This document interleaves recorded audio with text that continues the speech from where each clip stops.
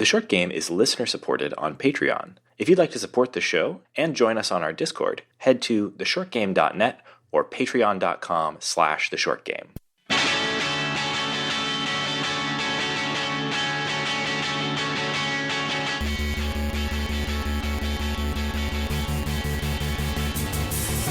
Welcome back to The Short Game. This is a show about short video games, games that respect your time. I'm Raygan Kelly, and I'm joined this week by two fine co-hosts. Lauren Ash. And making his triumphant return to the show after his battle damage, Shane. Yes, battle damaged edition, Shane Kelly. I'm back. Oh. It's the new collectible with a couple less teeth. That's right. Oh, God, Shane. I'm glad you're okay, Shane. That was really scary. Mm-hmm. Are you okay?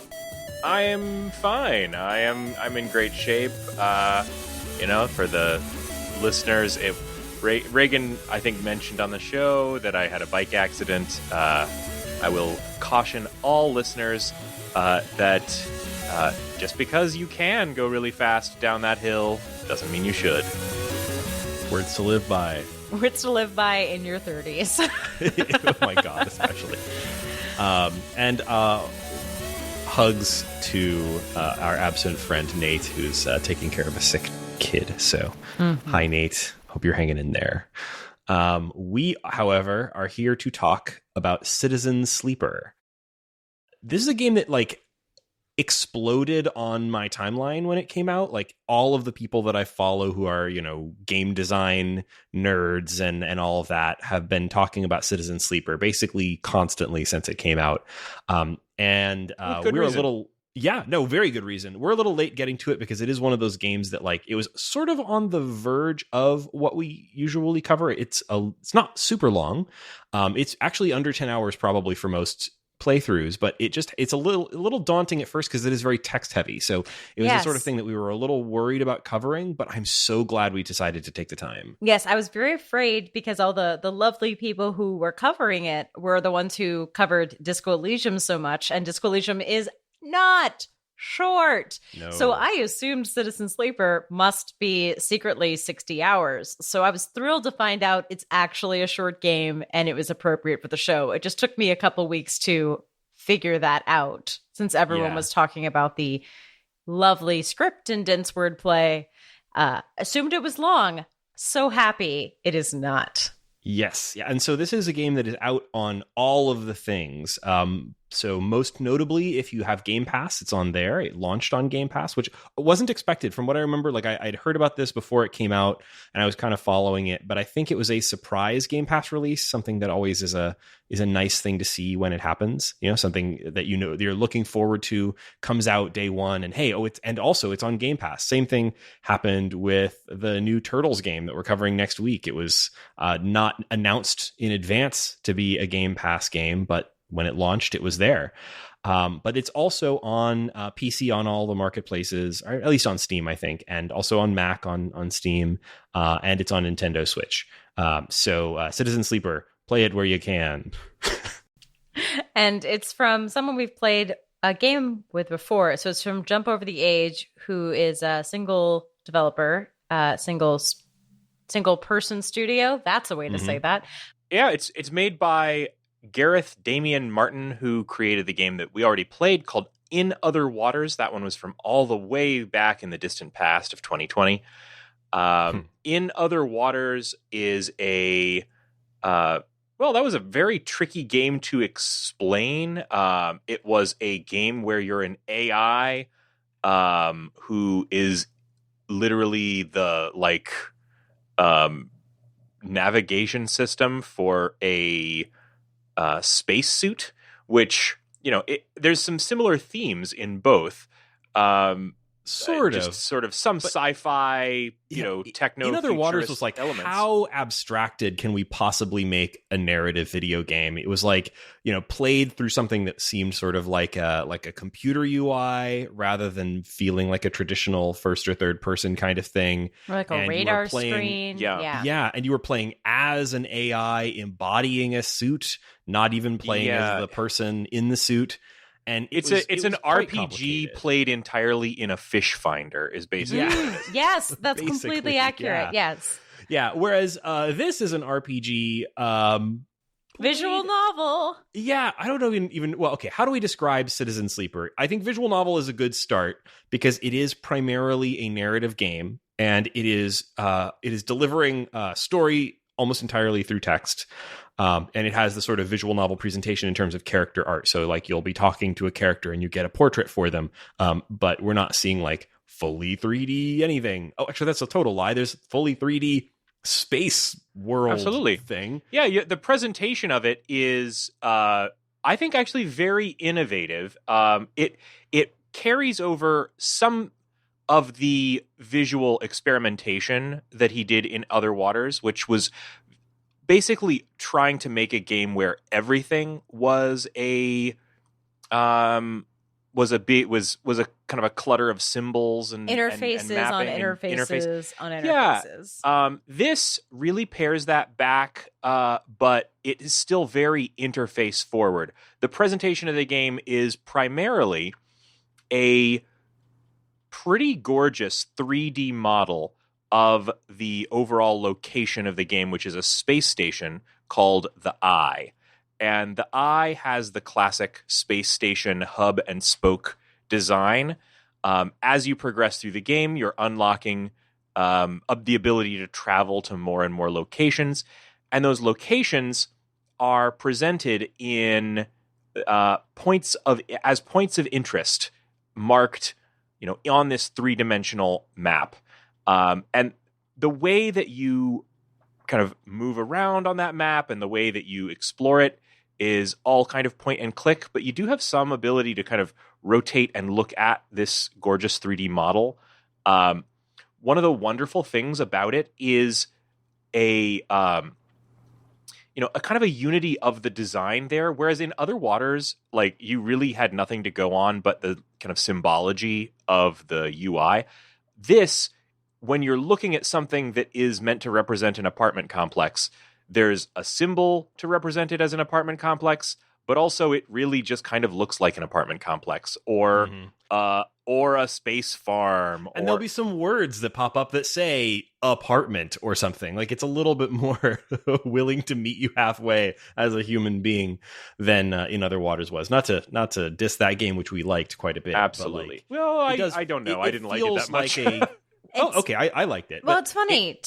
To me, the difference from this was a tonal difference. And I think in Other Waters, it's funny to say in this game with a robot that it felt warmer, but I feel like despite all the sci-fi accoutrement, this game feels like a lot of the characters and like the mission and the drives and all that is really going through it. Whereas that one, it's an AI. It's a little colder. Like, the graphics are colder and less welcoming. So that's another point, is that this is one of the things that made me hesitant about covering this game was that, based on its story, which sounds, and we'll talk about the setup, it sounds pretty bleak, and even just some of the things like the art, I was worried this was going to be a big bummer, and there are bummers in this, but this is overall, I felt like a pretty hopeful story, a pretty hopeful experience. Yeah. I say it's warm, but not. I wouldn't say it's not cute. It's not fuzzy. No. It's not gentle, but it is. There's people, and you do make connections with people in this weird, desolate space station. And it is a story about the kind of struggle to forge an identity and like a place in the world. And that's just really, it's a beautiful way of telling that story by having you kind of, meet all these cool characters, which, by the way, the character art I thought was excellent. Really nice counterpoint to the fairly realistic 3D model is the slightly cartoony character designs that nonetheless have all of the they're bristling with a chandelier of different sci-fi gadgetry.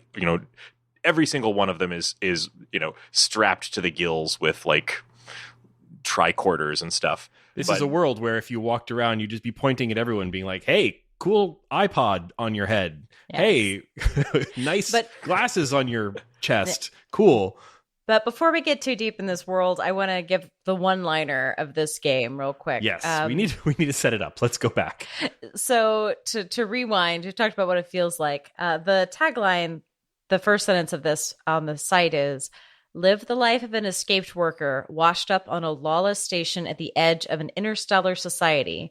Inspired by the flexibility and freedom of tabletop RPGs, explore the station, choose your friends, escape your past, and change your future." And another sort of tagline I saw for this game that I really liked was role-playing in the wreckage of interstellar capitalism. I think if I'm remembering that phrasing Do right. the work, get paid, survive is also on the site. So this is a story about, so you the Citizen Sleeper, the Sleeper, in this world, the sci-fi futuristic world, a sleeper is a person who has, and by the way, some of this is stuff that gets revealed. We're going to be pretty careful about spoilers here since this is a narrative game. Some of this setup is right on the front. You know, you learn what a sleeper is to a large degree right up front, but there are some details about this that get revealed a little later in the game. I'm not revealing anything that's like plot important, but at this point, it might be a little hard for me to remember exactly when it taught you what subtle details about what a sleeper is, for example. So forgive me if I'm revealing something that isn't in the first 10 minutes. I'm trying to stick to the beginning. So in this world, a sleeper is a person who has been emulated as software. This is a world where true sentient AI is illegal. We don't get a whole lot of backstory as to why, but you can imagine. And yet remarkably common. And so one of the ways that big corporations get around this in order to get useful robotic workers to work in, it seems like mostly mines and other extremely dangerous situations, is by employing what they call sleepers, which is a person who goes into cryosleep and has their brain scanned. And that brain scan, which is and is not them, it is based on that original person's brain, but it's an imperfect copy that lacks, for example, maybe intentionally some of their memories, is booted up in a robotic body. And so that person that is made from an emulated consciousness in a robotic body is referred to as a sleeper. You are a sleeper, but you're an escaped sleeper. At the beginning of this game, you and a bunch of other sleepers got fed up with the terrible conditions on your, I think I remember it being like a mining asteroid or something like that. Yeah, I think it depends on which character class you choose at the beginning. Oh, that may be true, yes. But it's not terribly important because, you know, regardless of which one you choose, the main effect of choosing the class is some of your starting stats, and kind of to give you a little bit of an identity. But So- you basically are the survivor. Yeah. And you are on the spaceship and you're a bit of a renegade. There are people who distrust you. There are people hunting you.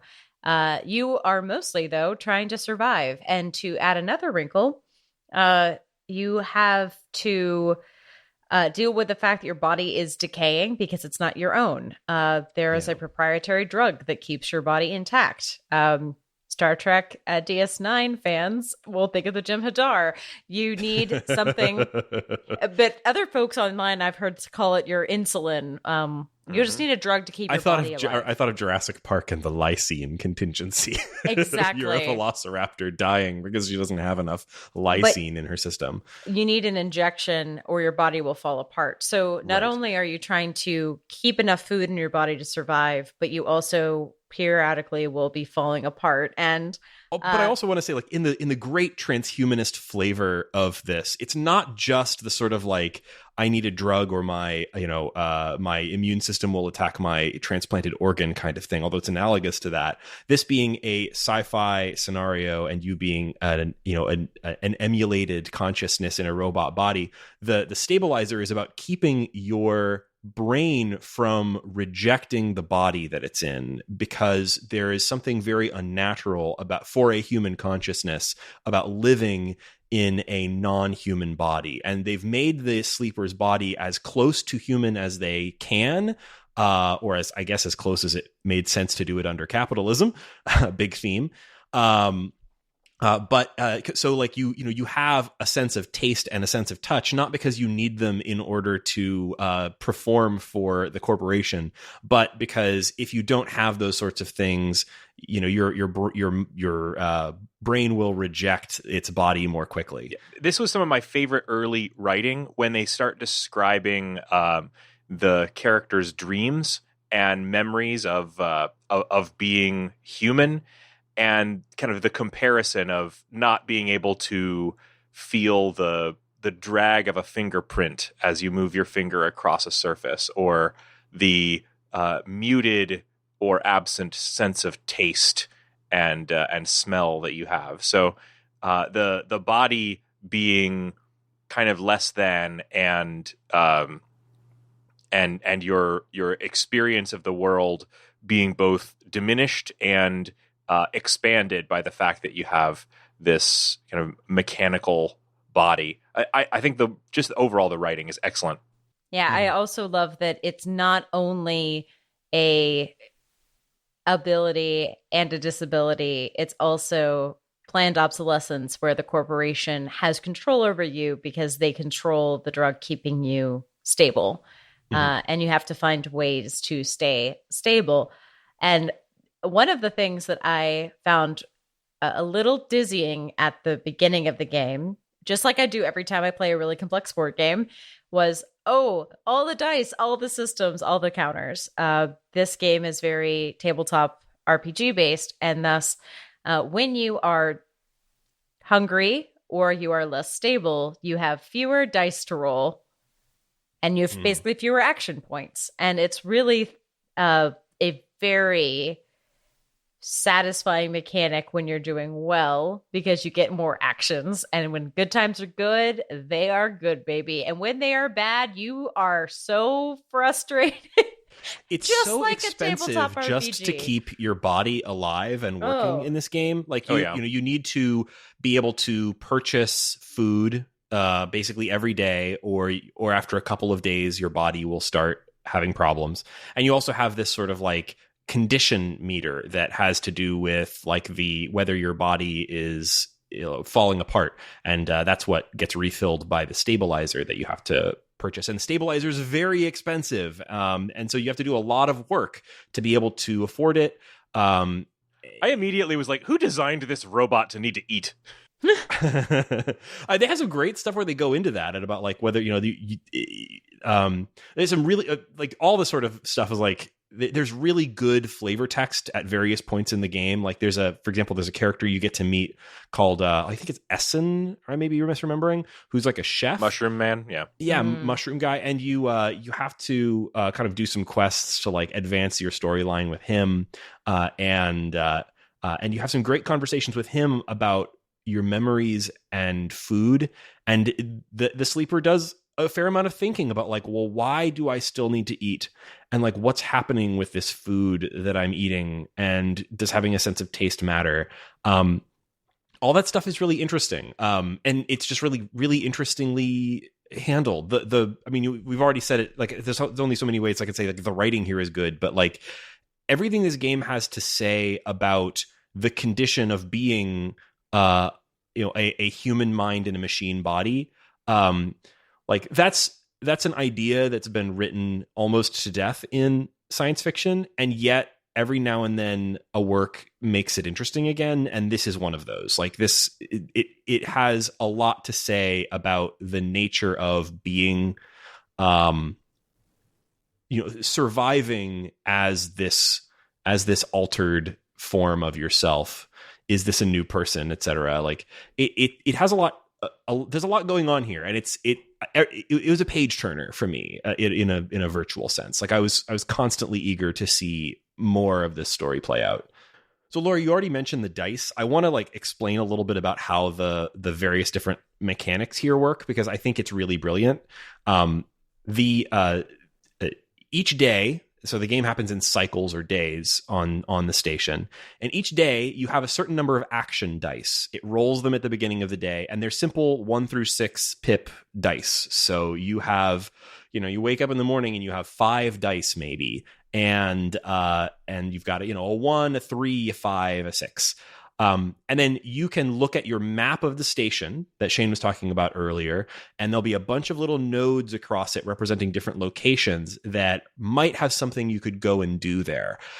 So, for example, you could go down to the bar and work a shift. Or maybe there's multiple options in a place. So maybe you can, at a particular bar, you might be able to work in the back of house or the front of house. And maybe those employ different skills. We'll talk about the skills in a minute, but basically, the skills are modifiers that will affect. So if you've got a strong skill at Intuit, you might have an advantage on a action that uses that skill. So you look at your available options across the station for things that you could do. They all come with a little bit of flavor text and a slot for you to stick one of those dice into. So you choose a dice and stick it into that slot and perform that action, and something will happen. Sometimes it's an immediate action. So you do something and something immediately happens. You get some flavor text. Maybe it just is a simple thing like you go and work in the shipyard and all that does is pay you some money. But sometimes you go and do an action and it is advancing a clock. So that's another important mechanic here. It uses this motif of clocks that I believe comes from the RPG Blades in the Dark. Yeah, I can give you a little on that if you want. Yeah, please do. So Blades in the Dark, I have not played Blades in the Dark, but it's been very influential in the RPG community. It was written by a guy named John Harper, who I think Raygan, at some point you might have played Lasers and Feelings. I've never played it. I read the book, and I also read the Blades in the Dark book as well. It's really, really an interesting RPG book. I've never played either. Same creator. I think that clocks may be the most influential part of that because it's just a very straightforward and repeatable and imitatable idea. You in the game, you basically have anything that requires progress over time. You have a progress clock, which is a circle divided into segments. You basically might take a circle and divide it into 4 little pie pieces or 6 little pie pieces or 8 little pie pieces. And more complex things will often require more complex clocks. And they represent some kind of obstacle that has to be overcome. Now, in Blades in the Dark, they're pretty much just something that there's a lot of different kinds of them in Blades in the Dark. You could have one that's representing your progress on some task that takes a lot of time to do. But it could also be something that's dangerous, that's, an impending problem.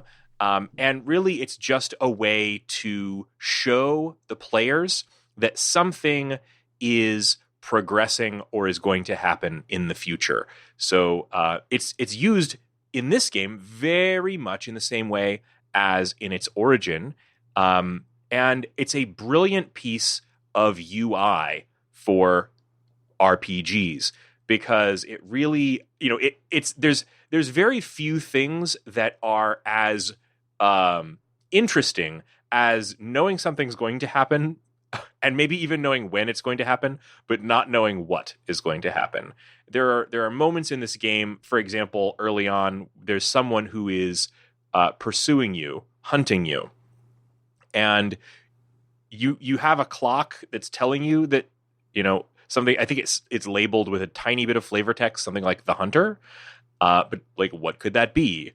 And for many of things, if you progress and fill a clock, you're unlocking something like a new area or new NPCs to interact with. So it's just a really cool way of showing that and helping you keep track of it over time.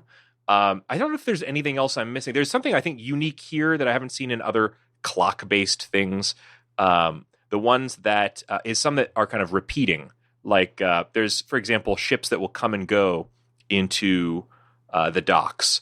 And when the ships are present, you can interact with them buying and selling things or helping.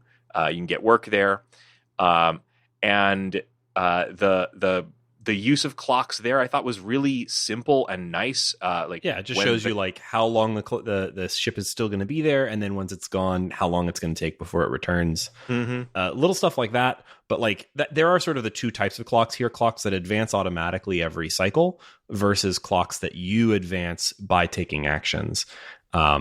It's just a really good piece of UI. It's like a really smart adaptation of a good thing from tabletop. The other thing I didn't mention about the dice, which may or may not have been obvious, is that different tasks, you can apply any dice to any action. For the most part, there's certain things that require certain dice, but mostly like you might have an action that might be labeled as safe or risky or dangerous, and that kind of indicates like how difficult that action is going to be. And if it's a safe action and you don't really care too much about the results, maybe you could put that 2 that you rolled into it. But if it's a risky action, it's probably still okay to put the 2 into it, but you get a different result than you would if you put in the 6. You get results that are either negative, neutral, or positive. I forget. I think it calls it just positive. And that isn't to say that necessarily all of those are bad. Like negative, for example. So like you could be, let's say, for example, you're going to work in the shipyard. That's just a really simple transactional action that you can take every turn.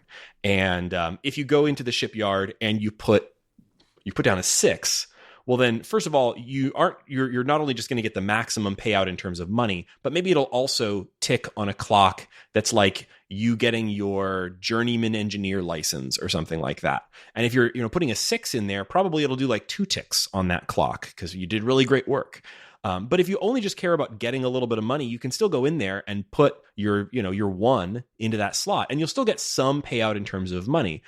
In most cases, something will happen. If you really want to know what's going to happen, one of the things I like here is that this is a really simple dice system. You have, even the dice, it's a simple dice. It's just the 6-sided dice, not your 20-sided dice like you have in D&D. But the skills often will have these abilities that you get. So, for example, I put a point into intuition or intuit, and it got me something called predictive reasoning, which will then display potential positive and negative outcomes before you assign a die, right? Really useful. Great to know that, like, how much money you can get from, or lose from a particular action when you put dice in, things like that. And there's other ways you can tweak it. There's other skills, like the engineering skill has a perk that you can get to get random scrap items that you can sell or use in different ways every time you do an engineering task. Or you can give yourself photosynthetic skin to recover energy anytime you are at your house. Stuff like that. The big one that really turned the corner on this game for me was was unlocking the option to re-roll your dice, which is super powerful. So this game has and I think very much by design, has a really tight economy. You are broke at the beginning of this game, and you are and you are in a new place where no one knows you, and you are scrabbling for every credit or whatever they call them in this. And you're deteriorating, and the most expensive thing you can buy is your medicine. Right. Super expensive just to live. Talk about like a game about living with a disability under capitalism. That's what this is about. This is about like just living is hard, painful, expensive, and complicated.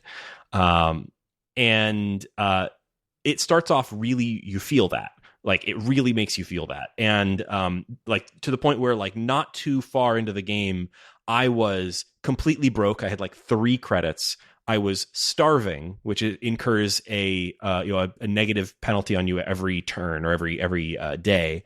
And my body was broken down. And when your body completely deteriorates, you lose access to one of your skills. And that had happened to me twice, because if you continue to be broken, it'll keep breaking your skills. So, and of course, because you're in bad shape, you get fewer dice. So I was like barely limping through the game for a while, where I was starving to death, and I could only get 1 die each day. and if I rolled a bad one, well, tough luck. And like, so there's practically nothing you could do. Really tough. But that's actually, I think, totally intended for you to sort of face that level of like adversity early in the game. It does really turn a corner, and the reason I was mentioning this with relation to the skill upgrades, the biggest, most impactful one for me was the option to re-roll the dice, because at that point, like, let's say you've got 4 dice and you've got, you know, a 6 and a 5 and 2 2s. You can spend those first 2 dice, the like 6 and 5 first, and then re-roll, which means that you're getting much more use out of the dice. You're able to like use them much more effectively.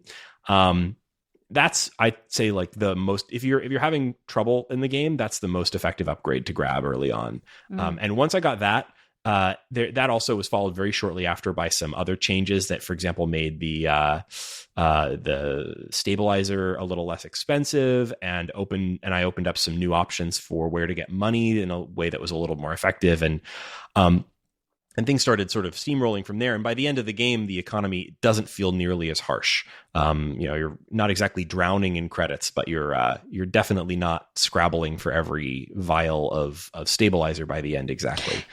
Yeah, I also really appreciated that the low dice are able to be used in the other view of the spaceship. Oh, and I'll yes, leave it yeah. there. There is a secondary data view of the spaceship.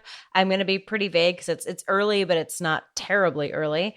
No, you're right. That's probably worth reserving as a spoilery thing, but it is interesting that the game gives you an alternate way to spend those useless die. 1 or 2, like the dice that are normally bad, are very useful there. And I'm so happy it wasn't just I have to spend this on something that's going to get me killed. Bless. Yeah, it lets you start like realizing, oh, well, I could strategically use this, and that was very interesting. Yeah, totally agree on that. That's kind of brilliant because this has this simple system of like, 6 is the best and 1 is the worst, but having a way to kind of turn that on its head, and maybe you do have that day where you have all low dice, but you got $10 for a sandwich, and you haven't done any of the stuff on those nodes yet. There's pretty much always something that you can do, and that's really cool. And in fact, often it wasn't the big dice that I was waiting on. I would often always have something to do with my dice on those regular dice actions. It's the things that I think the key is it requires you to have a specific number, 1 through 6, for many of those. And often it is those 1s and 2s that I'm now waiting on, hoping I have a day where I get a low dice roll.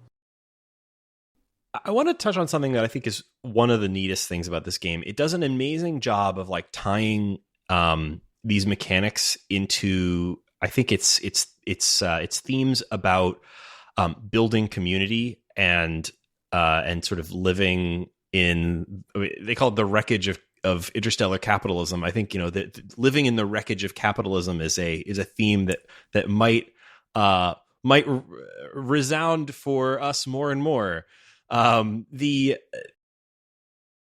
thing that really brought this home for me was that like in almost every case, the ways that you advance your situation are about building community, reaching out to the people around you. It's essentially, it's basically never about like gaining power or like your options for leveling up are useful, but most of the ways that you improve your situation in the game are about learning about the people around you, building community, getting to know them, and like the more you get to know, for example, your doctor, then you'll open up some options to get the stabilizer less expensively, or if you you get some of the longer storylines in the game, they're about sort of getting to know the communities in the place where you live. The space station has a really, really interesting history.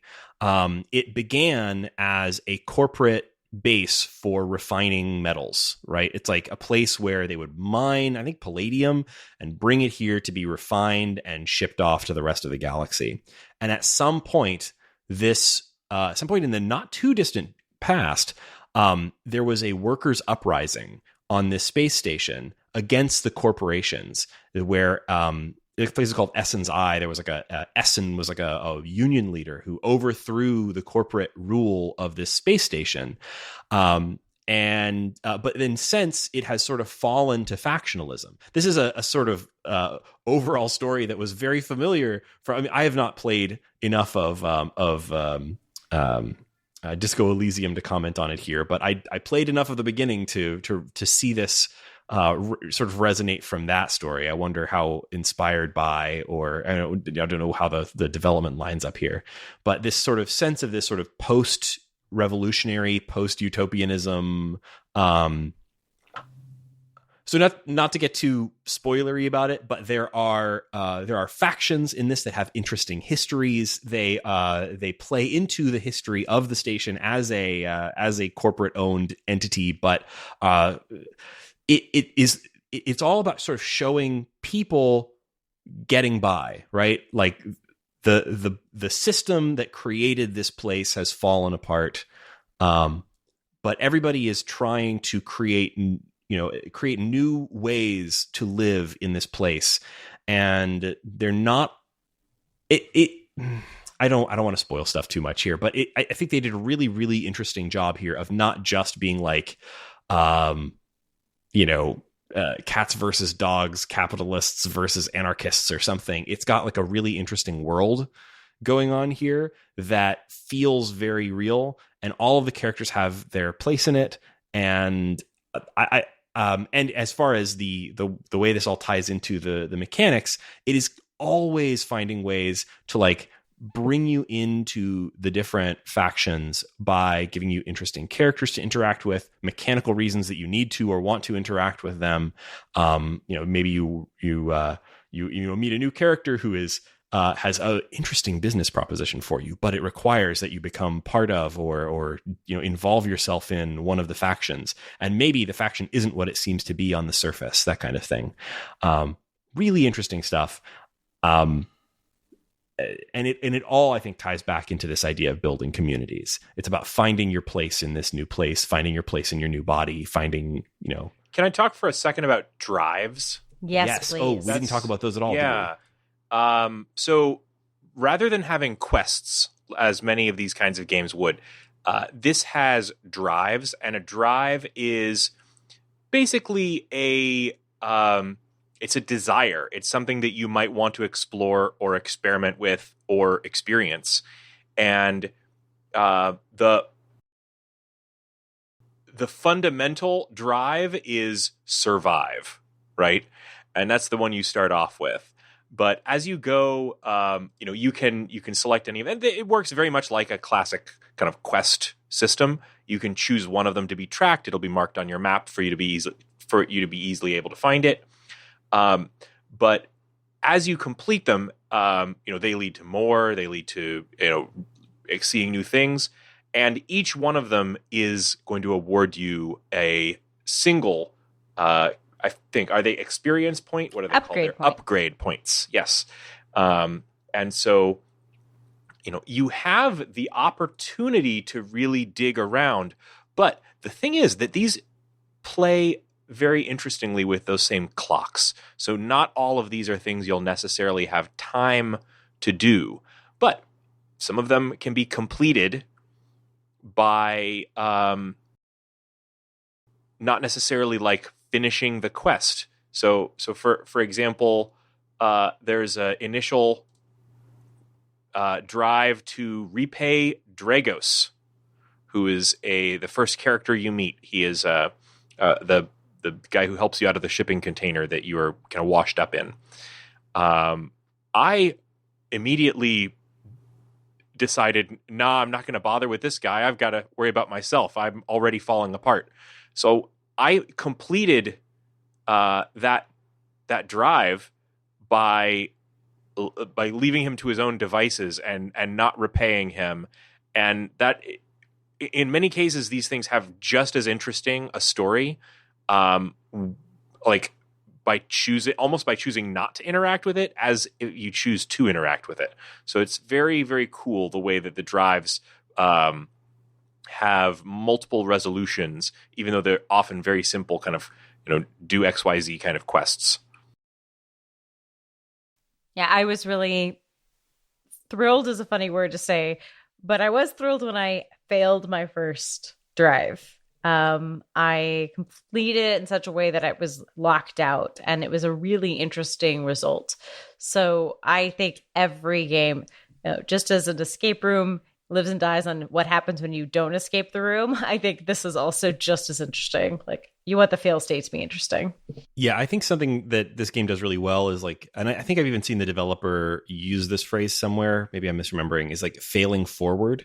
Like, it's about, the game has lots of different ways that you can fail. Like, like I was talking about earlier, where I spent several days starving and dragging my ass around the space station, barely working.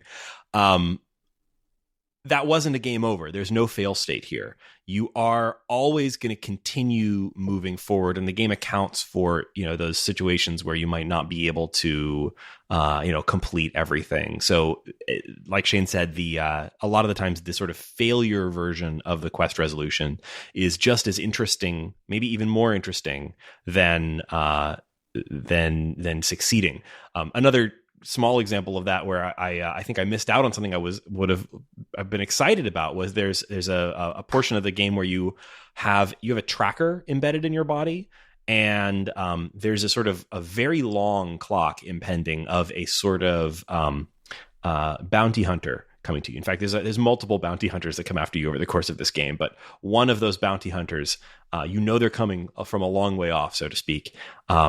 And I averted that by disabling my tracker just before he would have arrived. Ooh. And I was kind of bummed, actually, because I was really looking forward to seeing what would happen when that bounty hunter arrived. You should have. He's cool. He is cool. Oh, no. I mean, he sucks. Don't get me wrong. You're talking totally about Ethan. sucks. You're talking about Ethan. I'm talking about a second bounty hunter. Oh, okay. After Ethan. Shoot. All right. Yeah. So yeah, Ethan does suck, but is also great. Yeah. Ethan does. Fuck that guy. There's a lot of great failure states, non-failure failure states in this game. Just really interesting stuff happens if things go, if the wheels come off. Yeah, the last thing I really wanted to throw out there about this is just how much I was enjoying the music. This has music made by someone named Amos Roddy. I'm not familiar with them really, except for the fact that they also did In Other Waters soundtrack, which I think was also really good. Mm-hmm. If I remember correctly, that was like some Brian Eno shit, like pretty ambient. Yeah, this is too, actually, kind of. Very much so. So this is, I would describe it as kind of, it's instrumental, electronic, down-tempo, ambient, synth, a kind of ambient ambiance. No.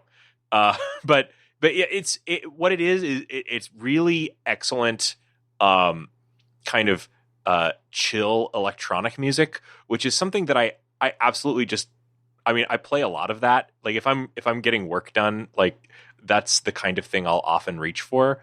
And it has a really kind of cool resonance to it. It has this sound that's like, well, of course this is what it sounds like when you're floating around in a space station. Yeah, so I really liked it. I'm probably going to be streaming this soundtrack every now and then for a while. It's going into rotation on my work playlist. For a game that one of its taglines is "You were meant to die," like it's pretty chill for a lot of the game, and I appreciate it. I think that's a good thing. Like, yeah, you can get an apartment. You can adopt a cat. You can pet the cat. Oh, as far as I can tell, it provides no mechanical benefit to adopt and pet a cat other than the joy of adopting and petting a cat. But just like real life. Kind of stuff is in here. And the music is a beautiful accompaniment to those pets. Yep. So I would recommend checking this game out. I would say, honestly, at this point, this is in my list for Game of the Year so far. This is just on the strength mostly of the story. I think the story is really, really good. And that's the kind of stuff that we, being that we're not doing a full spoiler break on this one, you can't quite get into in great detail here, but I could say check this game out. It's on Game Pass, so that's an easy way to grab it. If you have Game Pass, it's on PC and Xbox. It's also on Steam and Mac, Steam, and it's on Nintendo Switch. And this would be fine on Switch. There's nothing technically, impressive, frame ratey or whatever about this. Buy it on whatever you're going to be most comfortable playing a text-heavy game on. I played it on the Steam Deck. It was perfect on there. You can play it on whatever you've got hanging around. Any last thoughts on this? Only that this one is really sparking my interest in getting a tabletop RPG game going. I've been... Yeah, it's been a while. It's been a long time for me. That I love playing online with y'all, but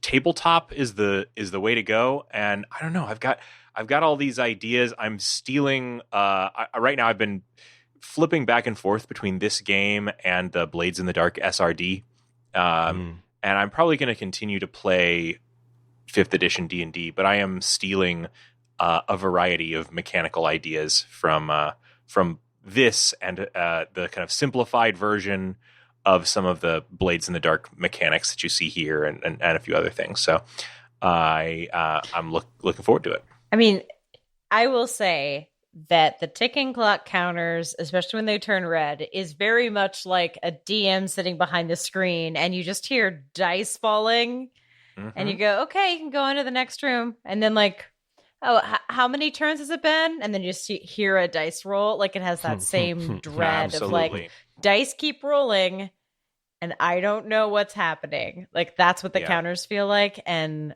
I want more games to take that feeling. Like, give me a visible mechanic where the results are invisible and I am hooked. Thank you. It really does answer a big problem that tabletop game masters run into a lot, which is, especially if you're talking about 5th edition D&D, this is a bit of a sidetrack, but it's very, very common for parties in D&D to want to take a short or long rest at literally every opportunity in order to refresh all of their spell slots and abilities and whatnot, and having an ominous, unexplained little pie chart that completes a little bit every time they try that, and just reminds them that other things happen in the world while you are getting a good night's sleep is it's a really good thing to use in your games if you're a dungeon master or game master. That's awesome. Yeah, I will definitely recommend reading, even if you're not, planning to play it, read the Blades in the Dark source book. It's great. It has a really good system. It also has a really, really weird world that it's based in. Totally different from anything in Citizen Sleeper, but it's got a really wild sort of steampunk, like urban fantasy kind of thing. There's some really cool ideas in it. So highly recommend that book/game. So it looks like we have a little bit of time left for what's making us happy this week. So I will throw it to Shane. It's been a little while. Shane, what's making you happy this week? I probably would have gotten a lot farther in this game if it weren't for the release of Poinpy or Poinpy, or I read it Poinpy. Probably Poinpy.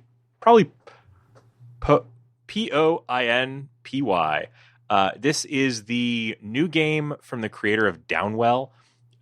It's a iPhone-based platformer. There's a lot of really interesting things to say about this. I guess the first most notable thing is this is the first time I became aware that Netflix has a games it's kind of new. Unit. This is one of the launch games for it, yeah. Yeah. And this is like them and Netflix and Devolver. So, I've got a Netflix account. Why not try it? this game pulled me in really hard, really fast. Just the basics of the game are it's a kind of a flick to launch vertical platformer, kind of like Downwell in reverse. If you played Downwell, you're just using rocket boots or gun boots or whatever they are to kind of bounce down an infinite well. Well, in this, you're bouncing up. You're a tiny lizard, or maybe dinosaur, who carries a massive hammer and is collecting fruit to smash into juice to give juice to a large fire-breathing beast that is pursuing you up the kind of many levels of this infinitely tall tower. And it's just aesthetically, the vibes are very like Bubble Bobble. It's very, very cool. It kind of very in a sort of an old school way. The gameplay is really superb. It's got a great little curve to it. And unlike Downwell, I really cruised through the whole thing, kind of beating it to the kind of end screen. I never completed Downwell. Poinpy, I beat in less than 2 days. Wow. Wild. I did not get good at this game at all. I played a fair amount of it too, and I don't think I even got out of the first area. Like it's hard. So good for you. Yeah, it's weird. This one really like lined up for me. And I mean it's weird that Netflix is doing this. It's kind of odd to see like Netflix Poinpy in the App Store and like, okay, got to download it and put in my Netflix account. That was kind of unexpected, but hey, I was happy to have it. Yeah. And you know what? I think like, yeah, I have a Netflix account. It's worth a shot. And I'm glad to see that like, hey, what's his name? Moppin or whatever is cashing a check from Netflix. Good for him. Mm-hmm. Yeah, I'm glad to see it's not only tie-in games. Mm-hmm. Yeah. That was what I was kind of concerned about, was that they were just going to have like manifestly bad taste, just a bunch of like what's that chess show? The Queen's Gambit. I was just like, oh, we're just going to get a Queen's Gambit chess game. And I think that actually is a thing that they did, but they also have some good, interesting stuff. And it's also some just like mobile ports of notable indie games. I think Spiritfarer got a mobile port. It did, yeah. That's part of the Netflix games label thing. So it's interesting to see. I don't know where that's going to go from an industry standpoint. I don't think they haven't done a great job of putting it in my face. I only heard about it because of Twitter. So I don't know, how people are supposed to be discovering these things, but I could see that maybe making your Netflix account or your subscription a little stickier. If maybe you're in between shows, but you're still playing Poinpy on your phone, maybe it might give you some pause before hitting that cancel button on your account. So I don't know. Yeah, we'll see. I do not think Poinpy is worth a monthly subscription, but if you already have Netflix, then it is definitely something fun to check out. Mm-hmm. Yeah. I'll go next, I guess. And I was just going to very briefly call out the fantasy novel series I have been reading. A little while ago, I started very quickly devouring all of the books in the Earthsea series by Ursula K. Le Guin. And there's not that much to say about them, but they're really fun and interesting. And they're very they're very old school, like late 60s, early 70s fantasy. They've got like the first book, A Wizard of Earthsea, came out in 1968, and but it doesn't feel that old. It doesn't feel like hot off the press is brand new. Like it has a little bit of that sort of like aftershocks of Tolkien kind of vibe. But it is a pretty decent story. But the second book is a knockout. The Tombs of Atuan, which is, so the first book is very much just sort of like, here's the story about how the greatest wizard of all time became the greatest wizard of all time. And then the second book, The Tombs of Atuan, the prospective character is a young girl who's taken away from her parents at like 6 to go live in an underground tomb and become the high priestess, or like assumed to be the reincarnated high priestess of like an ancient evil. or dark power. Nice. And so it begins with just her life story of like growing up as a child in a world where you are nominally the head priestess, but also you're essentially like an abused child. And like they take away her name and everything, and she becomes this, the reincarnate. She becomes the high priestess, and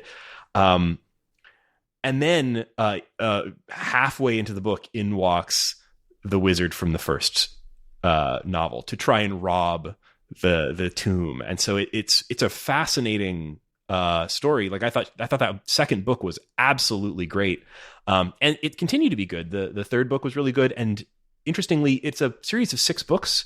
The first 3 were written sort of back to back, 68, 70, 72, and then there was a very long gap. And then the next series of 3 books was started in 1990.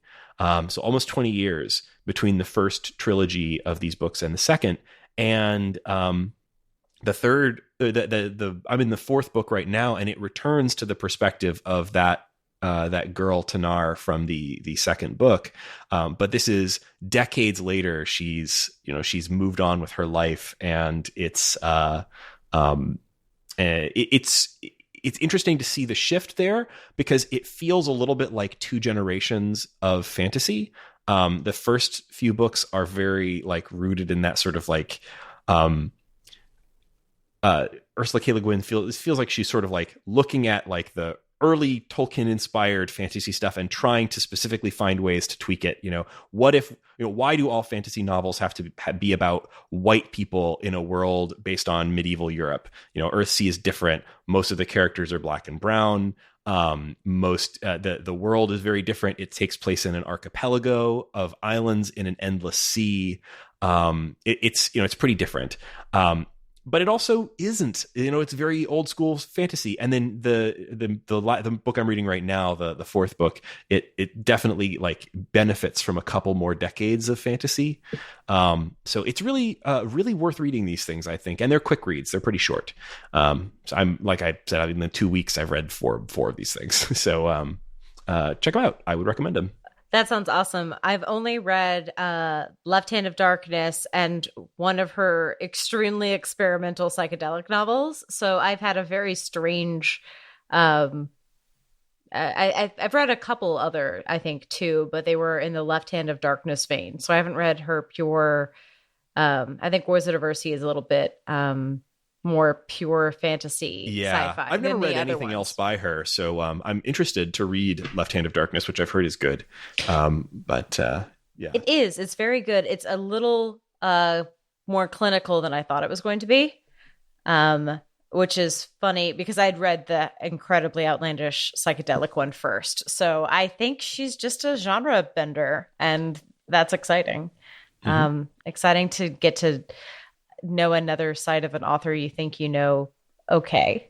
My making me happy this week is an in-person thing for once. It's not a book, it's not a TV show, it's not a movie, although I'm still consuming plenty of those. Nighthawks Cinema, which is an indie cinema that is visible from my new apartment. Like it is, I'm on a circle and it is on the other side of the circle. I'm hoping that's vague enough that no one comes and tracks me down. Please don't do that. But Nighthawks has a bar that does trivia on Tuesdays. And we went, and trivia, I have been to some good trivia in my time, and I've been to some god-awful bad trivia. And this was good trivia, and it made me so happy because I was really worried that I was going to go to some terrible movie-themed trivia where it was a lot of people who were snobbish and terrible, and I was going to have no fun, and it was going to be sad. But now there's a Tuesday night trivia. Things they included a round of clips from, the theme was the beach, and clips included clips from Mr. Bean's Holiday, Old, Some Like It Hot, and Barbin's Dark Up to Vista Del Mar. Like, yes! I mean, I didn't get all of them, but were the clips hilarious? Yes. Old is great. Yes. I disagree. We've had this conversation on the podcast and cannot have it again. The woman who was running it, someone saw the beginning of the clip and laughed. And she said, the best movie of last year. And I was like, oh, thank you for the hint. I was like, this is old. All the pictures were like pictures from 2002 movies. I don't know. Go back to the beach that makes you old. Yes. We need older. We need old too. Older. Despite there being a round of audio clips that was just clips from musicals that were flopped, we still only got mid of the pack. There were 2 of us. A lot of teams had 7 or 6 or 7 people. I think it's a really. I actually think a lot of people who go to it are honestly in the industry. Like, I feel like it's going to a Brooklyn indie theater. I didn't realize like this was a varsity league trivia because despite giving 8 out of 10 in the flop musical round, someone else got 10. And I was like, sorry, someone else. I thought I was cool for getting the musical Mame, but someone else recognized Paint Your Wagon. I was God. Okay, someone's. I can't believe someone beat you at that section of the trivia, Laura. Can't believe it. Well, again, there were 2 of us, and Justin just passed the paper. I also missed one really. I missed one that I should have gotten because I just identified the composer and put the wrong musical down. So, anyway. Excuses. Trivia. We did very well for a 2-person team, which is to say, like 5 out of 10. But we had a great time. That's awesome. And, glad you're settling into your new neighborhood and everything. I encourage you to find a little place like that in your neighborhood, and they'll probably have something niche and cool for you to go to too.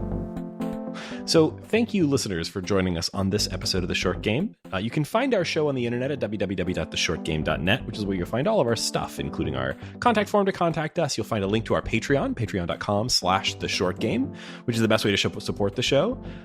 Speaking of our Patreon, every patron gets immediate access to our Discord, which is where we talk about the show. We talk about upcoming games, where we talk about the Steam sale that's going on right now, for example. All the sort of chatter about games and short games and life. So come join us there. It's a great time, great place to hang out. And it's also a good place to suggest games for the show. We play a lot of listener suggestions. So join us there and tell us what you think is good. Let's see. Oh, and of course, if you back at the $5 a month level, I will send you some stickers. So please do that. Let's see. You can also find us on Twitter @_shortgame. And you can find me on Twitter @RayganK. That's RayGanK. Laura, where can people find you? You can find me on Twitter @LauraJNash. And Shane, where can people find you? You can find me on Twitter @8BitShane. And listeners, thanks once again for joining us on this episode of The Short Game.